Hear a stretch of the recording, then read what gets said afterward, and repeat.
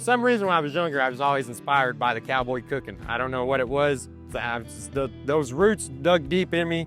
Just coming up, eating the food that we ate, it was always different than when you went somewhere else. The flavors, they impacted you. As soon as you touched them, you knew that the boldness was in them. And that's really just kind of what put us on it. Moved out here 10 years ago and we ate somewhere and I didn't know what I was eating. Like, not being rude, you know, it was just, you miss all those flavors. You miss the chilies and the hot sauces, you know. Say 3 years ago, we set up a tent at a softball game. It was by the grace of God. We figured out I could cook better than I could speak Spanish. We just started off with the tent, did a couple of softball games, did a couple of rodeos after that. I ran 3 years out of a tent, and again, by grace of God and the help of my mother-in-law and father-in-law, we were able to get off in this truck and get it started and going. Menu all comes from just nostalgic food eating from back home. Everything we do is based around what we had in West Texas or what we would go to and eat as a kid. I think just about everything we do is based around just what we grew up eating, sticking to the roots of West Texas and sticking to the roots of that culture and that cowboy era out there. We really want to stick to the name of the truck, which is tacos, and we stick to a lot of bold flavor, a lot of smoke, a lot of smoky. One of the items on the menu, the taco burger, I literally would go to what we call Taco Villa, fast food joint back home, and get a taco burger, I don't know, man, once, 2, 3 times a week.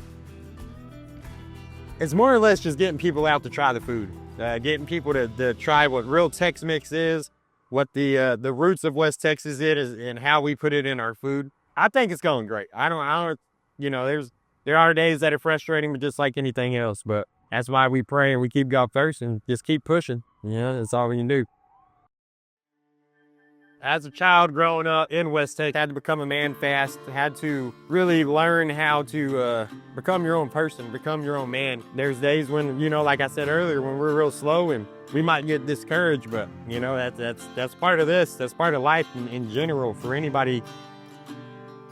In my family, my wife, my son, and my daughter, I tell them we're like buffaloes. I don't know what you know about buffaloes, but buffaloes don't run away from a storm. They run straight through it till they can get to the other side. So I always tell my kids that's where we're at. No matter what storm comes, you got to push through it till you get to the other side of the, the other side of the storm, and you get out of it. If you sit there and lay and let it pass over you, that's when it gets rough. You might as well wake up and go at it. I like to talk about what we did and where we came from and what we do now, just because I know there's a lot of people out there that have a hard time in life, especially adults. I honestly believe that if you just wake up every day and you look the devil in the eye and you just keep moving and push past him, that you'll make good of yourself. Outside of that, man, I mean, that's really it. I'm blessed to have a beautiful wife and 2 beautiful kids and some awesome family. So, that's all God-given though.